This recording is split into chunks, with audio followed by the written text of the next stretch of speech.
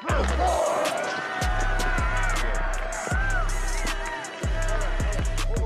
what's up, everybody? Welcome to the Sunday Morning Quarterback Podcast. We are a podcast of three pastors who love ministry, leadership, and sports. We hope you are having a great Labor Day. Gentlemen, as we enter into the start of football, it is here.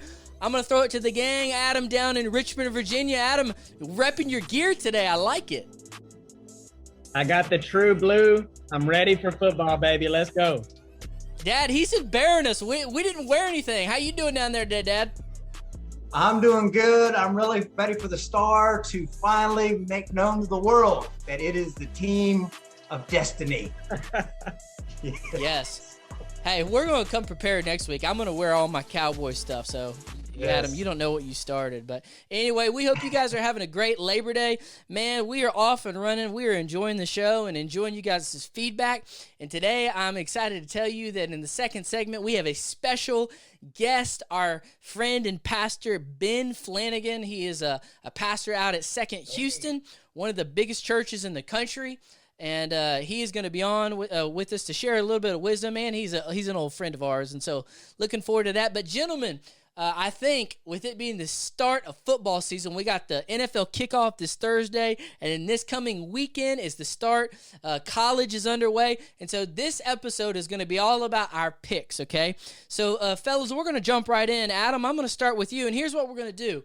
Off the air, we're going to pick each individual game because, guys, I think it'd be real cool for us to track how well we do so that about mid-season when I'm looking at about 75% and Adam's like 40%, okay? I just want to be able to throw that in his face. So we're going to pick all the games individually. But today, fellas, I want you to give me maybe your top three games. Maybe it's an underdog. Maybe it's a sleeper pick. And share the picks that you like going into this weekend. And then we'll discuss a little bit. So, Adam, I'm going to send it to you first. Who are the top three picks for you for this NFL kickoff weekend? So these are my three surefire picks. I think the NFL, as always, they are very, very wise in their scheduling. The season opener between the reigning champions, the Los Angeles Rams, against the Buffalo Bills. I think the Bills are still upset about that coin flip last year with the Chiefs, and the Bills I'm very, very high on. So this is going to be a good game. I think it'll come down to the wire, but I think the Bills are extra motivated. They want to show to the world who they are and what they intend to accomplish. And so I'm going to pick the Bills to win in opening night. Second, I'm going to go with the game that probably preseason no one really cared about. And I think there's going to be a lot of eyes with the Panthers and the Browns because of one Baker Mayfield going against his former team. So he is just going to be uber amped up about that. And, I'm going to pick the Panthers. I'm going to say, I know Cleveland's probably got a better top to bottom roster, but I think that X factor of Baker and what he wants to do, and the fact that Cleveland's not going to have Deshaun Watson for the first kind of half of the season, I'm going to go with the Panthers. And I'm going to say Baker's going to have 3 touchdowns. He's going to have a high completion rate. And 3 touchdowns. He's going to start the season off right. He's going to make do. The third is my surprise one. It's a team that a lot of people probably could care less about, and it's the Lions going against the Eagles. Now, that's a good game. The Eagles ultimately are going to win their division, but I think the Lions are going to come out of the gate. They lost. The Lions are going to win their division? No, I know you're talking about the Lions going to win their division. You're not talking about Philly winning their division, right? No, the Eagles are going to win the NFC least. Hey, we're not there yet. That's the next segment. Hold all that blasphemous. Hold all that stuff. I taught you football better than that. Unbelievable. And so okay. I think a lot of people, they don't think much of the Lions, and probably for good reason. But, Jared Goff is still there, and they lost a lot of really, really close games last year. They've got a coach that I was watching them at practice one day. He really, really is able to fire them up. And so I think that'll be not a major upset, but it'll be an upset that'll happen week 1. Hey, Adam, real quick. I agree with you. I think Baker's going to do good, but the real question is, how many picks will he have the first game? 0. Yeah. 0. Oh. Hey, Baker's going to come out firing. Let me ask you this one. How many times is he going to get sacked? Probably a lot. Yeah, I'd say so. Yeah, that DN down there in Cleveland, he's going to be big game hunting for Oh, old yeah. Baker. Oh, That's yeah. funny. Well, those are good picks. I like those. I like that Philly pick. All right, Dad, what's your top 3 games that you're going to be keeping an eye on this week? All right, I'm going to be keeping an eye on 3 games.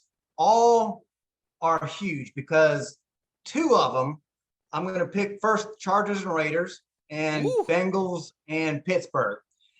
I'm keeping my eye on, as you know by now, the Chargers, I think, are going to be a very difficult team to deal with. And the Bengals, I think they are much better than they were last year. They got an offensive line intact. They know what they need. And now I think they're coming for a championship. And so I'm picking the Chargers over the Raiders. I think that's going to be a very hard-fought game. But I think the Chargers are going to just out-muscle them a little bit. They got a tremendous defensive line. And then I think the Bengals are going to whoop up on the Pittsburgh Steelers. Pittsburgh, they have a problem at quarterback. They don't have anybody worth any salt.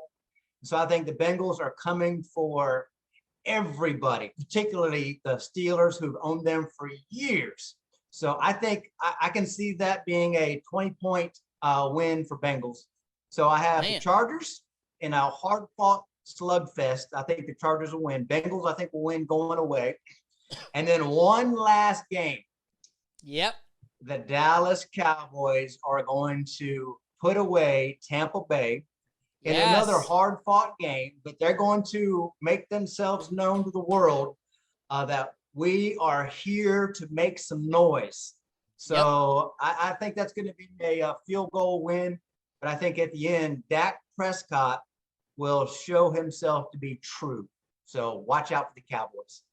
Adam, what are your thoughts on that? I mean, Adam. Come on, Adam. The delusion just never ends. It continues. With all the injuries they've already had, you think you're going to beat the GOAT week 1. Is it in Dallas or Tampa Bay? It's in Dallas. It's in Tampa, and that's how we want it. Yeah, they definitely. No, I thought it was in Dallas. Not going to win. No, it was in Tampa last year. It's in Dallas. No, I think it's in Tampa. All right, I think you're wrong. If it is in Dallas, that's okay. But I'd rather it be in Tampa, where they go into Tampa and then take them out. It is. I think. Okay, maybe you're right. Maybe it isn't. Hey, but all I'm saying is we practically should have won last year in Tampa. Dak had the best game of his life, and there's no Antonio Brown or Chris Godwin. Hey, let me just say this. I don't want to be a homer, even though I am. But Tampa, we lost our tremendous tackle, but Tampa's line, it's got some problems of its own. And so I think that's what's going to really help. I think our 7 from heaven is going to go off on Brady, 11 from heaven. And so I think he's going to have a big game. So I think it's going to be close, but now somebody's mind been listening to Skip Bayless. My Super Bowl pick may shock you. Whoa. We're not there yet. I know. Hey, let me push back. I'm ready for the NFL. Let me push back on this. You said the Steelers don't have anybody worth salt at quarterback. Is that talking about their new rookie too? They might not start him week 1, but what's his name from Pittsburgh? Not enough to beat the Bengals. Not enough to beat the Bengals. Hey, he's good though. He's good. He might not. They'll go Trubisky early, but once that young rookie, what's his name? Kenny Pickett. Kenny Pickett. I like Pickett. He's a stud. He'll make some noise at some point. All right. Here are my picks. I'm going to go try to hit some of the games y'all didn't hit. Now, remind you, last year, there were like 50% of the games the Dogs won, okay? So week 1, don't be shocked, ladies and gentlemen, if the favorites, the odds makers get it wrong. And so let's see. Patriots at Dolphins, all this sizzle about Tua, which I like. They got Waddle and Tyreek Hill. I'm picking the Patriots. Everybody's been pouring dirt on them. Their O-line, I think they're going to come out and think about it. They know Tyreek Hill. They know how to bracket him. Bill's going to have some nice defense. They're going to muck it up. It's going to be a dirty game. I'm picking Patriots over the Dolphins. That's going to be a shocker. Here's one that might get you, okay? There's a lot of noise right now in Baltimore.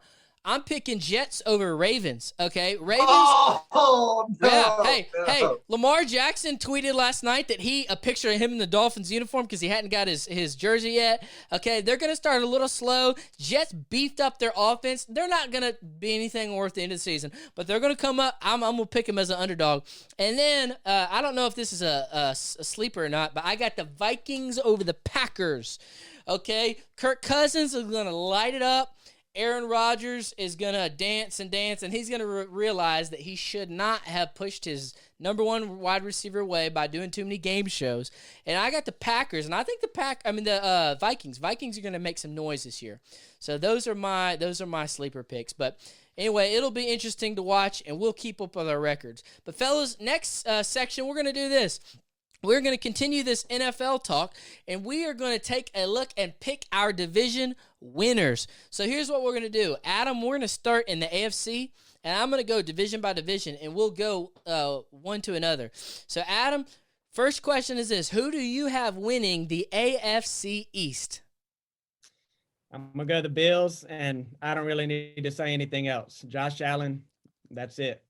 Yep. Dad, who do you have winning the East? Bills, easy. Running away. Yep. Easy pick. I agree. All right, Adam, who do you have winning the and fellas, I'll put your picks up on the screen too so everybody can see them. Adam, who do you have winning the AFC North? In the North, that's always a tricky one, but I can't help but go with the Bengals. Just because Burrow, he's established himself. He is that guy. And I know it's always a tough division. There's a lot of defense, a lot of, low-scoring games comparatively. But like you said, they did beef up that offensive line. And so I think they're more, and it almost sounds strange to say, I think they're the most stable team in that division. So I'm going to go Bengals. That's good. Dad? Same. Burrow is a stud. He's a stud. And the confidence and the swagger that he plays with has permeated that team.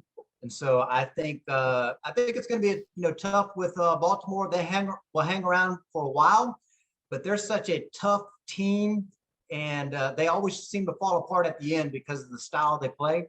So I think it'll be close for a while, but eventually they'll have some injuries, and Bengals will go ahead and put them away at the end of the season. Yeah, I agree. I got the Cincinnati too, but I was torn. I thought about Baltimore, but then they lost Hollywood Brown, and they kind of took a little hit. But I wouldn't be shocked. Remember last year they had the number one division in the NFL, so it'll be interesting. But I'm riding with Cincy. All right, Adam, AFC South, who you got? So in the South, I might have a surprise. I want to pick the Titans, but I think this is the end of the Ryan Tannehill era in Nashville. Yep. And I think that'll start happening fairly early on in the season. And then my guy Malik will enter in around mid-season. So I'm going to go with the Colts. I think the Colts, strong roster, good coach. Now they've got a veteran, quarterback coming in Matt Ryan. And I looked up and down their schedule. It's a pretty winnable schedule. So I'm going to go with the Colts to come out of the AFC South. That's a gutsy pick. Dad, what are your thoughts? Who you got? I don't know. I don't think it's as gutsy as one would think, because I was really torn by this pick. I think Ryan is really going to help them out. However, I think Ryan is going to win some games for him and lose some games for him. He has some very timely picks, and I think it's going to be real close. I think the Titans, especially with their coach, they play very similar to the Patriots. And so I think they play real smart. They're physical. They run the ball real well. And so I can see them just hanging in there and at the very end beating them out. I think Ryan will lose a game that they have to win. And I think they'll just lose out to the Titans. So I'm going again with the homer pick. I'm going with the Tennessee Titans. Hey, if you would have picked against the Titans, you would have had some church treasurers riding at your front door. So that was a wise pick. Maybe that had a little bit to do with my pick. Yeah, maybe just a little bit. I went back and forth too, but man, I don't know. At the end of the day, you got Derrick Henry and a stout defense, and so I don't know. It'll be real interesting to see what the Colts can do, but I'm riding with the Titans too. Tight. All right, Adam, for your last pick in the AFC West, this is the one we're all waiting for. Who you got? Yeah, I think we've spoken on this division in every episode we've done. There's a lot of anticipation about this division. It'd be neat to watch. But I'm not going to change course. I'm going to go with Denver and Russ Wilson. Here's what I think is going to happen. I think Denver and Kansas City will end up with the same record, but basically Denver will end up winning the tiebreaker because they beat Kansas City and they also beat more of the division rivals. So I'm going to go Denver. I got Russ coming out of the AFC West. Let Russ cook, man. If that happened, I'd be cool if that happened, but whoo, that'd be tough coming in first year. But hey, he's got a lot to prove. He didn't even make the top. They didn't even have him a top 10 quarterback in the top 100. I was kind of shocked to see that. I think we might all have 3 different picks on this one. Dad, AFC West, who you got? First of all, let me put a nail in this let Russ cook stuff. I like him, but if he can make it to 500, I'll be shocked. He definitely ain't winning no division. Come on. I'm here. I'm putting 2 cheeseburgers on it right now. 2 cheeseburgers. Five Guys cheeseburger too. 5 Guys and some of those fries in the bag right there. They are not making the playoffs, let alone win the division. I'm going Chargers all day long. They are loaded in every area. I'm a little nervous about their backfield, the defensive backfield, but I think their defensive line, the offense, the quarterback is a stud. I think they're going to have a good year. So I'm picking the Chargers. I'm sticking with the Chargers. I didn't realize they got J.C. Jackson from the Patriots, so that helps, man. They're loaded. They look great on paper, but here's the thing: can they make it work? And is that coach not going to screw the game up for him? That's the question, because we've seen him do that. All right, I'm going with a simple homer pick. I think all this noise, I think it's going to come back down to Andy Reid in Kansas City. I think last year was a blip on the radar. I think Mahomes is coming out. People are putting dirt on him. They had him as like the 3rd quarterback ranked on the top 100. I think Kansas City's going to light it up, reinvent themselves. I think Pat's going to win MVP and usurp the fact that he is the number 1 quarterback in the NFL. And I think Kansas City is going to win that division. But, man, that one's going to be a fun one to watch. All right, let's head over to NFC. Adam, I'm going to start with you first on this one, even though I don't know if I should. Who do you have winning the NFC least? The NFC least will be won by the Philadelphia Eagles. Oh, no. God. No. The division's is once again pretty weak. I think they will have a very similar record to the Cowgirls, but I think ultimately it'll come down to a game or so, and I think Philly's going to win the division.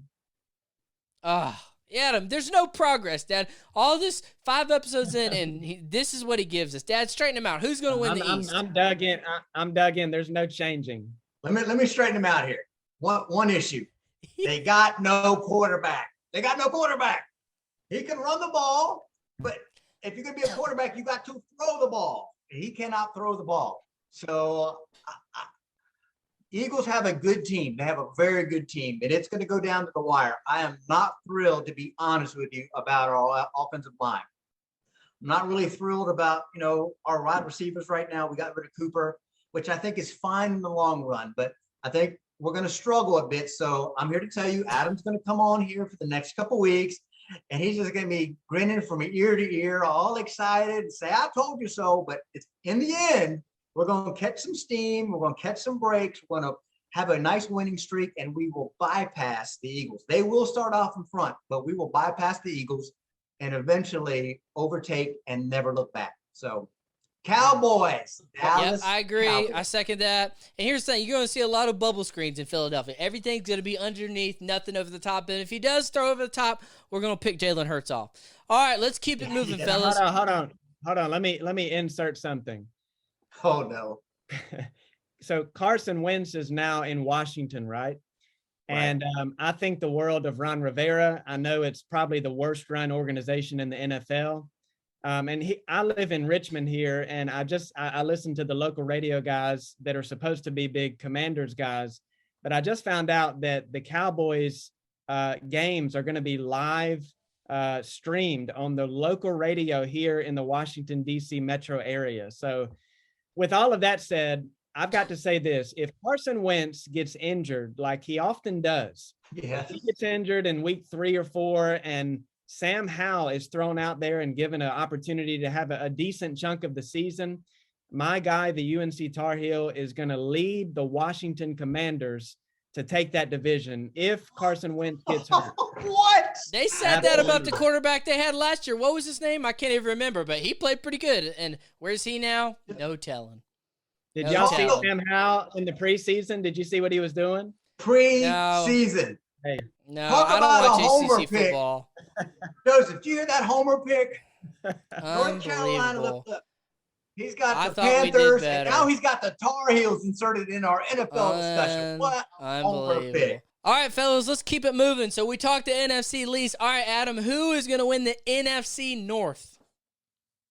So the NFC North, it's hard to pick against Aaron Rodgers. I think they'll start slow as they often do, but ultimately I think that'll come down to who's got the best quarterback. As long as he's still in that division, I can't give it to anybody else. So I'm gonna go Green Bay. All right, I'm going to chime in first before you do that. I think this is the year.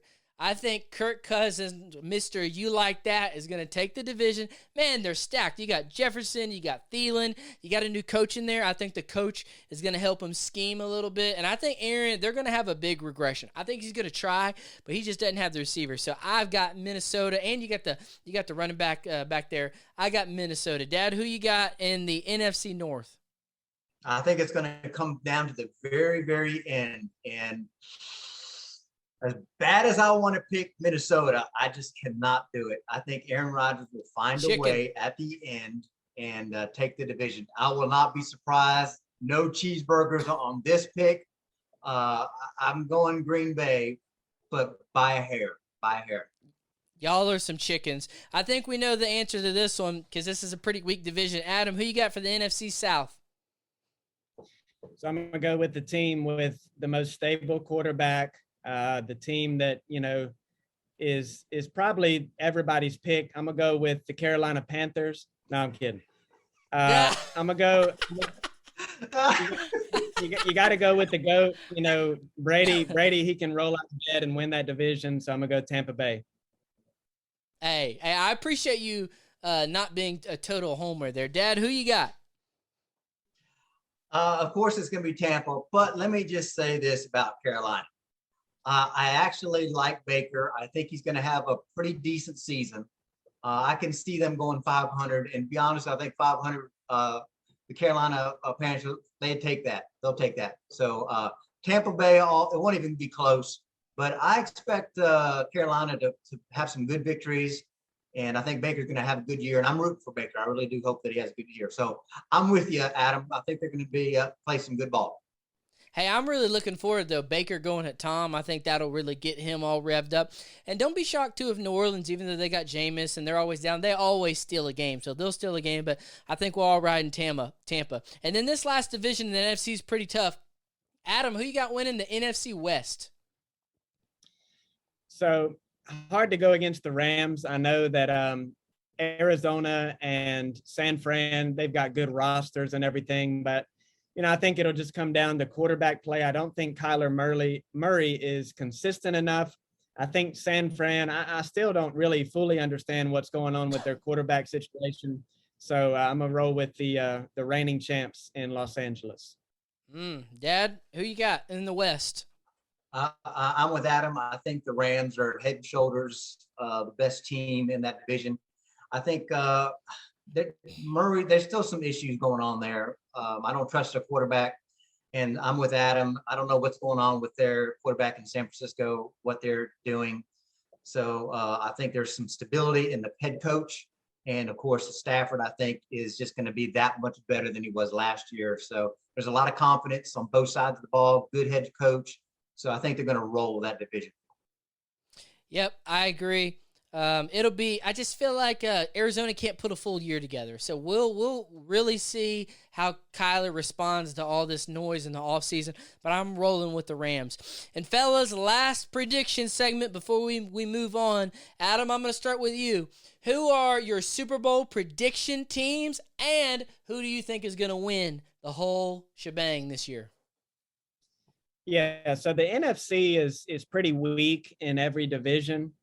So this isn't going to surprise anybody. I'm gonna go with the Rams coming out of the NFC again. I think the roster is just so full of talent, and I think Stafford now, maybe for the first time in his career, is going to be playing really loose. And they've got this winning pedigree now, so I'm gonna say the Rams will come out of the NFC, and then the AFC again, not a surprise to anybody. I'm gonna go with the Bills, and I'm gonna say the Bills are gonna circle the wagon. They're gonna have the NFL MVP. Josh Allen's going to run away with that. And this was actually my Super Bowl pick last year. I'm going to go Bills, Rams, and I'm going to say the Buffalo Bills are going to win a Super Bowl. And I think they're just going to have this year where their franchise really gets everything they've been looking forward to since those, 4 consecutive Super Bowl losses or something like that. I think two of them lost. Two of them they lost. Who beat them, Adam? Dallas. Just want to let you, in case you didn't know that. Yeah, Jim Kelly's still crying.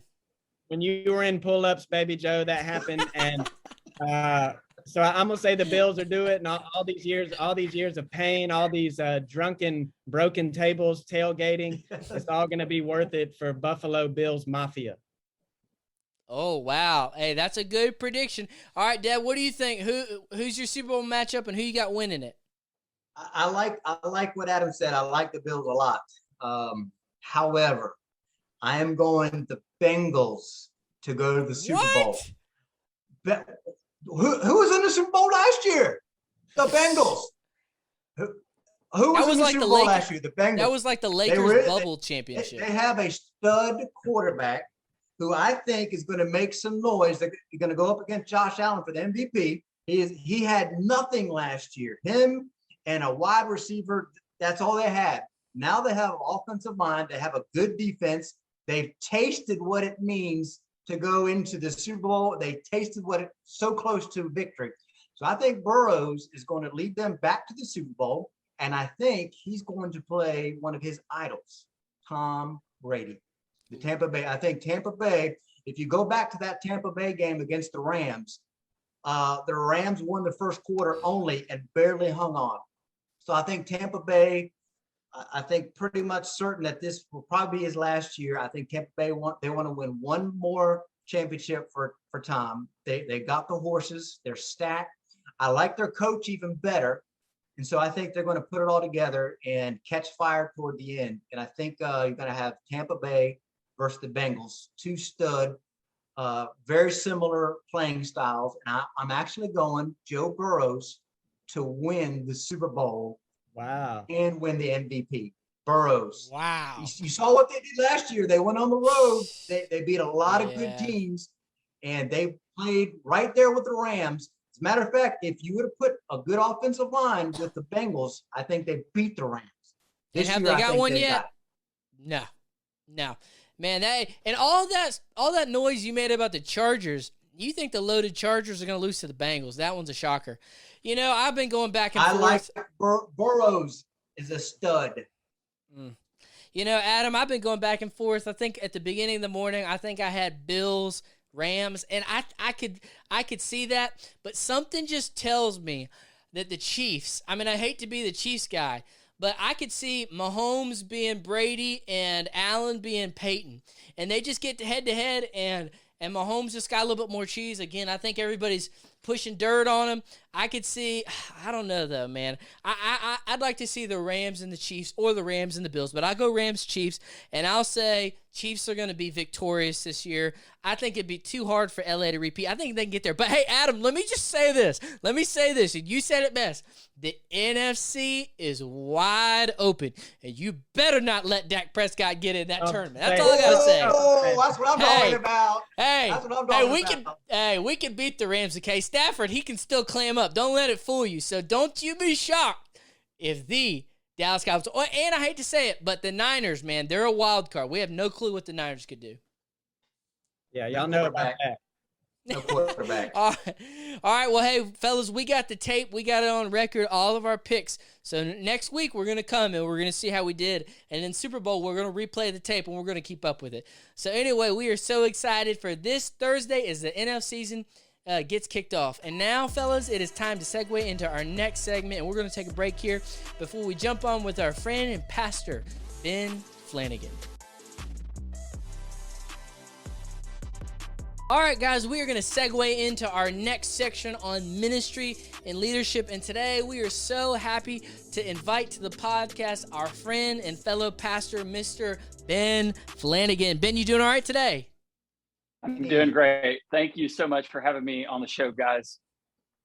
Absolutely. And for those of you wondering, we all go way back to our days at Tennessee Temple University. And Ben, you and Adam were the same. Y'all were the same class, weren't you? We were. Yeah, we were. I think my GPA might have been a little lower than his, but who's counting? That's funny. Well, Ben, being a guest on the show, we have 3 questions typically that we like to ask all of our pastors. The first one is, would you tell us a little bit about your family? And I know you got some big news coming up. Second question is, would you share with your sports bias? And then third question, and this is a new one we're going to have to start asking every guest, what is your biggest preaching blunder? So go ahead and share a little bit with us, Ben. Yeah, that's great. I am married to my wonderful wife, Leah. We've been married for about 6.5 years now. And so we have a little baby on the way, our first child on the way in about 3 weeks. And so we're kind of just counting down for that. And we're super duper excited about that.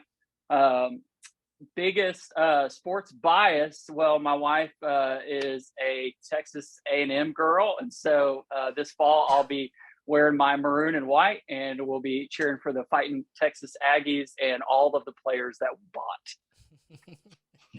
bought. Now stop there. I'm gonna stop this. Oh, here we go. I'm not gonna let you get away with it. So when I met you, you were adorning burnt orange, and it perfectly matched your beautiful burnt orange hair. Yeah. So I gave some love to the Longhorns last episode. So tell us about what happened. Were you just, wanting to get in good with the family, or what? How did that happen? All of us at one point or another have been backslidden or walked away from the Lord, and so that was part of my prodigal journey, and I had to come back home to good old Kyle Field and Bryan College Station. So, I really wanted to get married. Yeah. Wisdom. So, I mean, you would know that since you rock some orange yourself and sing Rocky Top. Yeah. Oh yeah, there you go. Get him, man. Get him. Yeah. Hey, College Station, that's on my sports bucket list. I'd love to. Ben, have you been to Kyle Field? I have, yeah. There's That's no awesome. place I bet like there's. it. I bet. All right, Ben. I know you've got a long list, and we're going to start asking guys this question. What is your biggest preaching blunder? Oh man, this is a great story. So when I was 19 years old, I was doing an internship at a church in Northeast Texas in a little town called Sulphur Springs.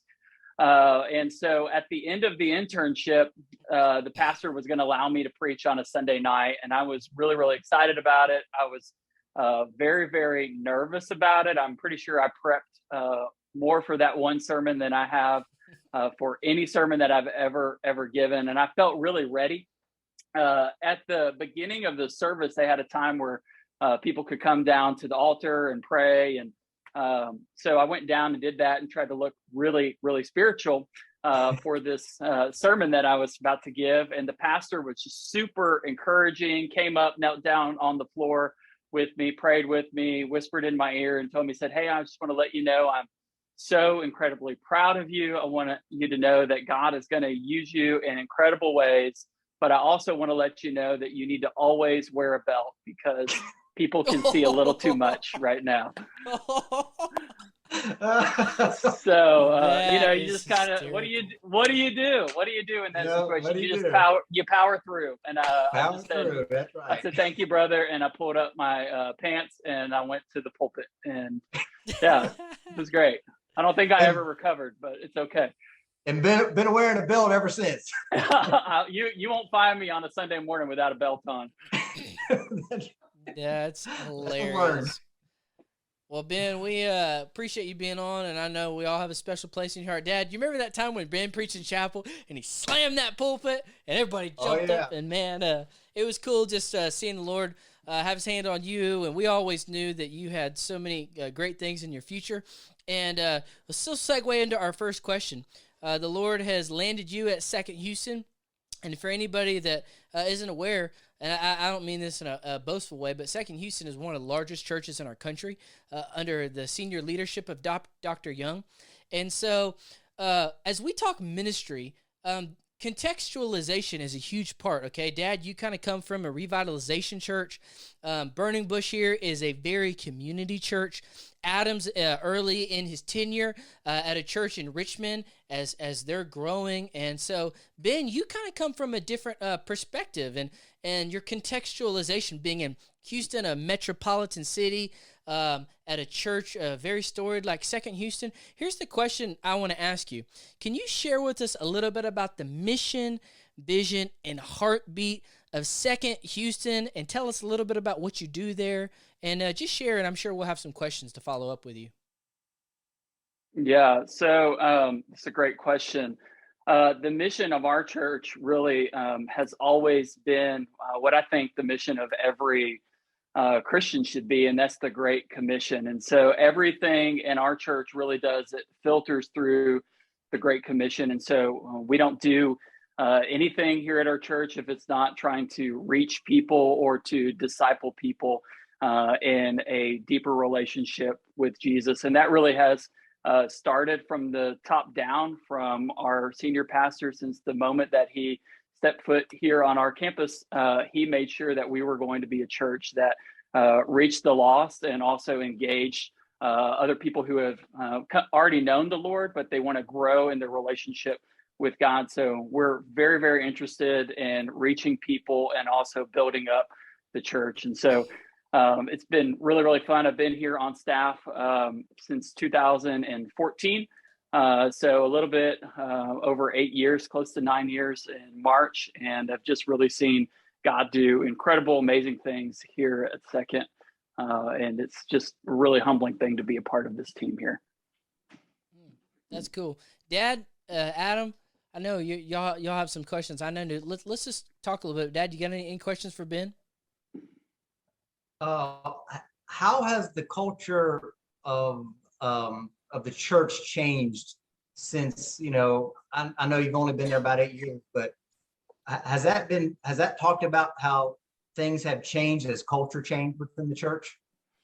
Yeah, that's a good question. So yeah, culture is always changing around us. I think, we've all seen that in the last, especially a couple of years. It's really accelerated, I would say, going downward with, just issues in our culture with sin, and it's more prevalent, and more people are less embarrassed about their own sin issues that they have going on. But our church really has always tried to lead the way, and just proclaiming God's word and not being ashamed of what the truth of Scripture is. And so we've really tried to be at the forefront of saying we're always going to stand on biblical principles, and we're always going to engage culture with the truth of God's word. That's good. Adam, any questions or thoughts? Yeah, I just would like to know about Dr. Young. What do you think it is about him, maybe just his character and some of his leadership principles that have allowed him to be as faithful and continue on that late into his life? What is it that's kind of made him stand apart from so many in that way? Yeah, I think it's really one thing, and it's probably the word passion. I think, we've got a really, obviously he's gifted, but I mean, he's just passionate about seeing people come to know Christ, and he's passionate about God's word. And I mean, y'all know this, it's an easy thing to lose passion, or for that passion to wane. But I think it really is a testament to the passion and the calling that he feels in his own life from God, that he would continue to do the things that he does at the level that he does. And, we're just thankful to be under his leadership here and to see that example. And it's been really cool, honestly, from my perspective as a a guy who's really at the outset of ministry, and I'm 32 years old, to see somebody walking with God so faithfully for so long, and operating at such a high level for so long. And it's been really, really neat and really fun to watch that. That's cool. Ben, what would you say, most people, they hear, and when I say small church, mega church, I'm not saying one's greater than the other, but I mean, second run's probably upwards of 20,000, and a lot of people have preconceived notions about big church. What would you say are some things that most people don't know? But hey, we talk about in terms of community and friendships. That's one you hear, oh, there's no way to know anybody. Or what are some misconceptions of a bigger church like Second? Yeah, that's a good question. I would say probably, if you walk into any church in America, you can be as uninvolved or as involved as you want to be. So I don't think it really matters the size of your church.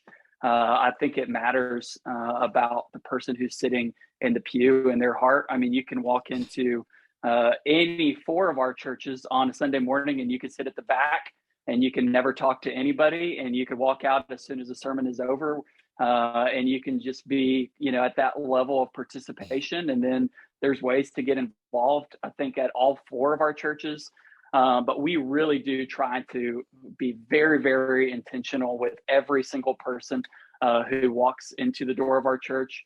And if they, have filled out any sort of card or information or whatever that is, I mean, we are going to follow up with them, because we know that people matter and they matter to God. And so, I think no matter the size of your church, you build any church one person at a time and one soul at a time. And that's, what we're all about. And so, it's not a numbers thing, it's a people thing. We really do care about people, and our people care about people. You'll find that this place is the most welcoming place on planet Earth, no matter, what stage or phase of life or station of life you find yourself in.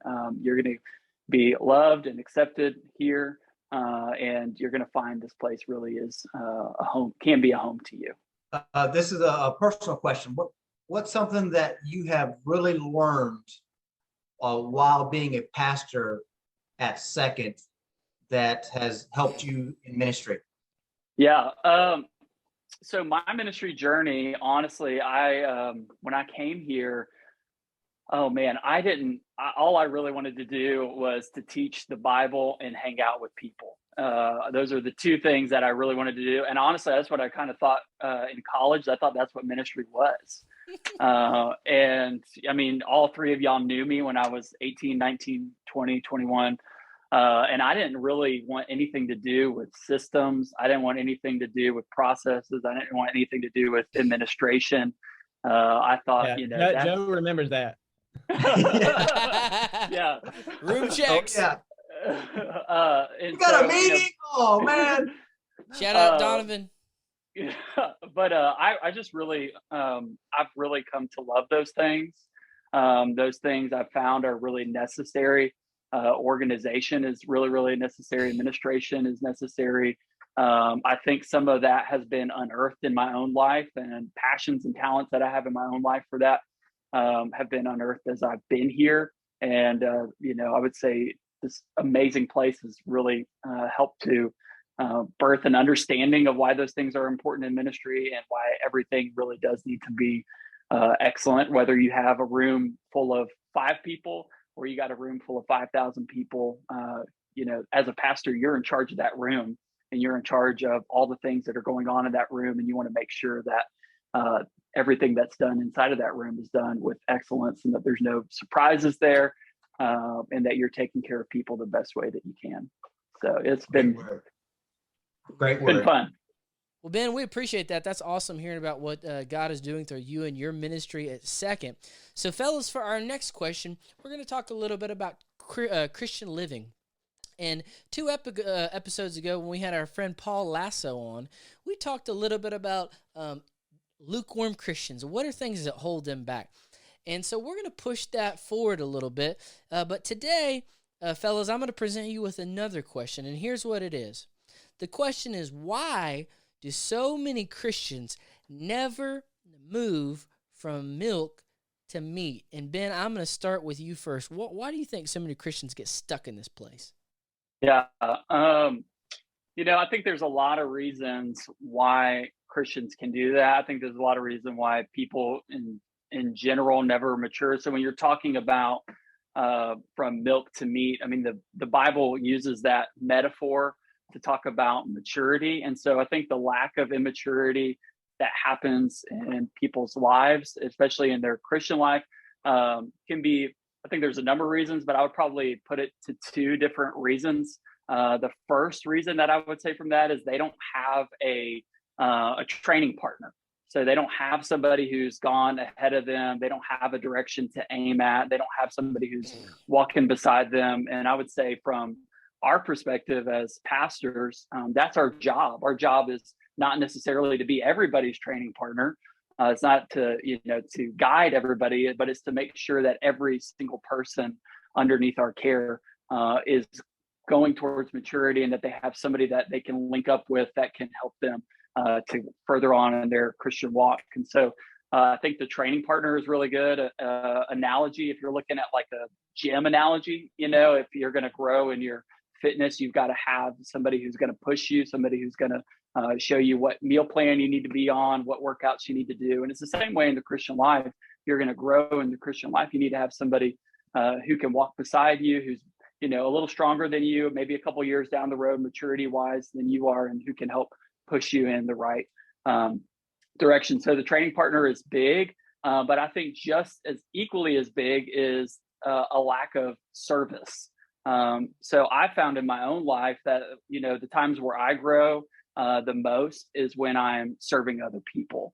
And so, that's kind of, if you think about the analogy with maturity, what separates a child from a teenager and from an adult is really, it's this viewpoint of getting outside of yourself and your own needs and starting to look at the needs and the welfare of other people. And that really, really develops really fast when we're serving. And so I think, everybody's got to have somebody who's helping them, who's coaching them, who's pointing them to Jesus, but also they've got to have an output at the same time where they're serving and they're learning their own spiritual gifts, developing their passions, and they start to see maturity happen. I think all three of us found that in different ways inside of the local church, but really it wasn't until I started serving that I really didn't start growing at an exponential rate in my Christian life. Not that I've obviously arrived at all by any means, but that's been a huge part of my life is serving.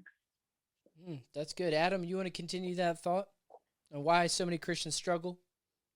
Yeah, and I agree with everything Ben said. And I looked up the passage where Paul is speaking in 1 Corinthians chapter 3 about how obviously, this is the Apostle Paul. He's got the meat, but he says, you've not moved on from the milk to the meat. And here's why he says this. He says, you're not ready because you're still of the flesh. And, you have to really know what he means there. He doesn't mean that they're not Christians. What he's saying there is this, that there's a lack of desire. And because there is a lack of desire, that points to that underlying immaturity that Ben was speaking about. So I would say, there is a lack of desire. And then you have to ask, why is there a lack of desire? And I know there's probably a lot of different directions you could go with that and be right. But, I would say that a lot of that has to do with preaching. And basically, it's the idea that in the times in which we're living in, there's so much shallow, superficial preaching where it's all about, moralism, or you might say it's sentimentality, where it's just, be nice and don't get any arguments with anyone like that. Be a good person. And a lot of really, stories that captivate people, get their emotions going, but there's nothing meaty there. There's nothing doctrinal, I would say. I think that's probably a big part of it. And so it starts in the pulpit. What's going on in the pulpit ultimately is going to lead in the direction of the church. And so I think a lot of it is just that in so many churches, there's a lack of doctrinal preaching.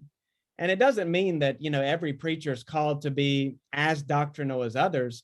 But my fear is that in so many churches, it's just kind of this, again, shallow, superficial, here's 7 ways to have a good vacation next year with your wife. And you don't really hear from the pulpit that meat of the scripture that leaves people wanting more and to dive deeper and to learn more and to give themselves to studying. So I think that's a big part of it, is just, preachers aren't preaching the word. And, that kind of idea about doctrinal preaching and that meat's an acquired taste. Like when I was a kid, yeah, I like cheeseburgers, but if you would have dangled, one of these $50 or $100 A1 steaks, I may have liked it, but now it's like, man, that's it. That's the best thing you can taste. And so it's an acquired taste. It's kind of like coffee. Like, if you have good coffee, even if it's black, you don't go back to anything else after you've acquired that taste, because that is it right there. And I think that's so much of what's gone wrong in American churches, is that pastors just aren't preaching the deep things of scripture. So people don't know any difference. They don't know that there's more there for them, if only they would be willing to find it and nourish their souls in it. That's good. Dad, before I pass to you, I'm going to jump in real quick because Adam literally just stole the words right out of my mouth. I think last week I came across a H.B. Charles video or quote, and he was saying how we should always preach Christ's cross crucified.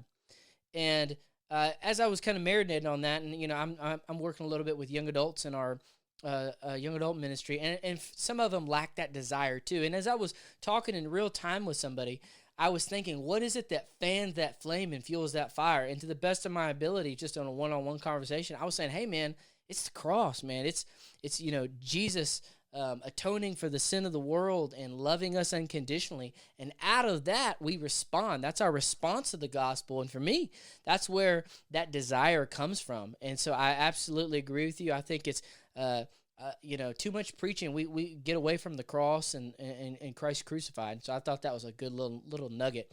Dad, what are your thoughts? I'm sure you'll have a different perspective on this. I agree wholeheartedly with everything everybody said. And really, I want to bring it all together. There was a passage that I learned on early in my ministry. And it's a passage that we all know. It's in Acts chapter 7, 42 through 47. And to me, that has always been the heartbeat of church, where it talks about devoting themselves to the apostles' teaching, fellowshipping, breaking bread, and prayer, worshiping together. And there was a word that etched in my heart a long time ago, and it's been at the forefront of everything that I've ever done in ministry, and that's the word together. And I think there's a culture that I think it's important to build within the church, and it's everything that you all said, from serving to coming alongside of people. And Adam, what you said, it starts in the pulpit, the teaching of God's word, because that's the core. That's what ties everything together. True fellowship is tied through biblical teaching, unity, biblical teaching, understanding that God created forgiveness to give away to others, biblical teaching. Jesus Christ is at the center of it all. And so it's really building that atmosphere of warmth and love. But here's the thing, it's not just warmth and love of the world, but warmth and love and togetherness of the Bible. And so I think when we can develop that culture within the church, so that when there are people coming to church, they want to be there. When they see other people growing in their faith, there's something attractive to that. And so they want what they see their friends or family have. And when they find out, what is it that makes you so different? And we share, it's the scriptures, it's the love of Jesus. So ultimately, I think what is really needed to help people move from milk to meat is the true definition of biblical love. And it's not just an emotional, just warmth, but biblical love contains some difficult situations and things of life. And so when we bring all that together and build an atmosphere of warmth, of love, of togetherness, of unity, of fellowship, prayer, of Bible study, and you bring it all together, people want that, and they feel it, they see it, and they know it. And again, we're not talking about superficial love. We're not talking about shallow preaching, because Adam's right. It starts with true, sound biblical preaching. But when it all comes together, with the understanding of the importance of bringing the church body together. I'm telling you, that's what people want. They want something real and authentic, and they notice it when they see it.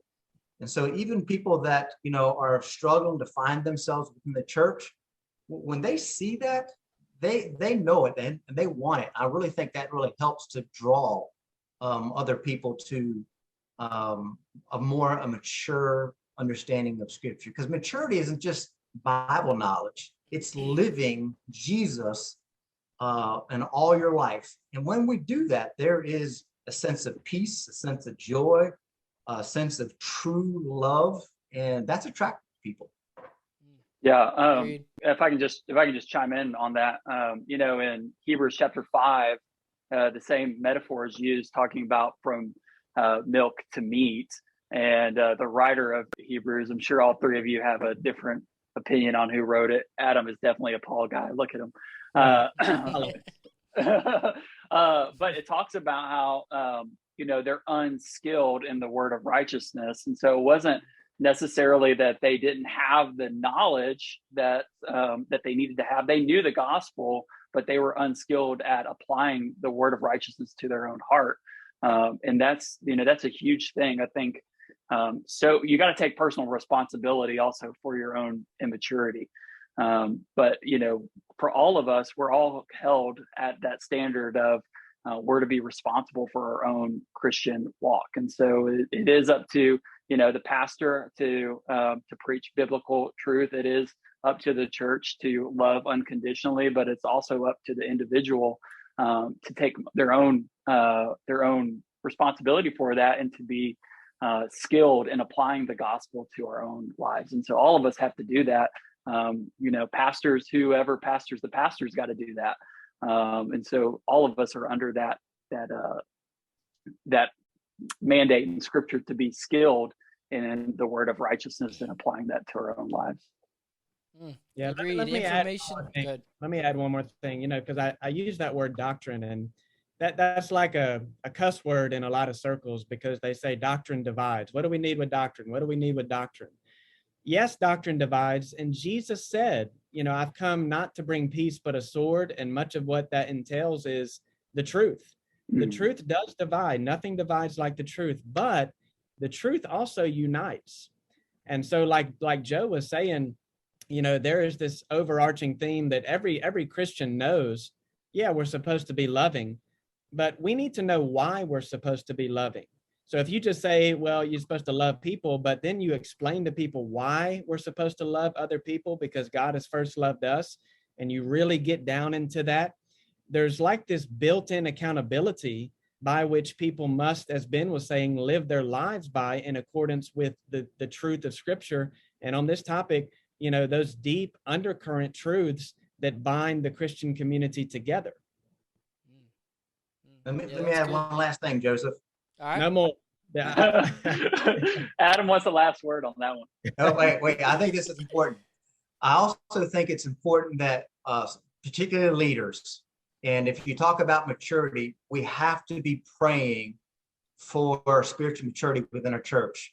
If you notice, if you ever have on a Wednesday night prayer session, or if you're ever going to take up prayer requests, 99% of all prayer requests are physical.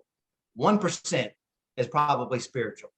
And if you go throughout the Scriptures, particularly in Ephesians, every time you hear Paul praying, he's not praying about anything physical. He's praying spiritual. He's praying for the Ephesians. He's praying for the Philippians. I pray for the spiritual matters of the church. And so I think it's real important that the leaders, deacons, elders, pastors spend some real quality time praying for the spiritual maturity of the church. And so I think that is key. And so if we're not careful, we'll be preaching and teaching and doing all the right things without the power of prayer wrapped in it. So I think we honor God by coming to Him first through prayer, even before getting into biblical teaching, because, especially everybody on this panel, we love to open up the Scriptures and expound the Scriptures. But, I think a lot of times we fail to give the adequate time in prayer And if you look at the champions, the heroes of the faith, they always talk about the power of prayer. And so I think in our generation, we have to be very careful that we spend adequate time in praying for the spiritual maturity and the leadership of the church. That's good. Yeah, let me add one more thing, because I think this is because I'm the guest. That's right. That's Hey, right. as long as you want. I think a huge thing in ministry, for anybody who's listening in leadership when dealing with people, is maturity takes a long time. Like, it's not an overnight thing. And so if you're in leadership, at least for me in my own life, it's a long, arduous process to grow up. And so for leaders to not be discouraged when maturity isn't happening in your congregation at the rate that you want it to happen. I mean, God obviously is in charge of that process of growing up, but people have to jump on board with it as well.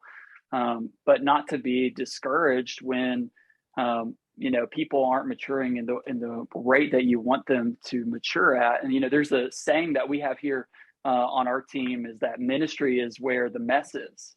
And so where people are messy and where people are immature, that's an opportunity for the gospel to go into somebody's life and to start to rebuild somebody's life.